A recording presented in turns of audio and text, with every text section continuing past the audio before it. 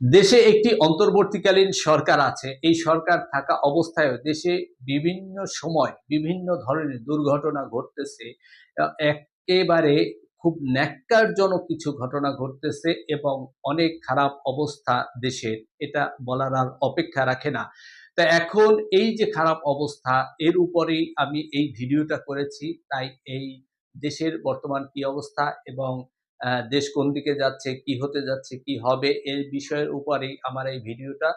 তো আপনারা মূল ভিডিওটা দেখবেন যে দেশকে কোন দিকে নিয়ে যাচ্ছে কারা এবং কেন? তাদের উদ্দেশ্য কি? তাদের স্বার্থ কি? এখানে ভারত-পাকিস্তানের ভূমিকা কি?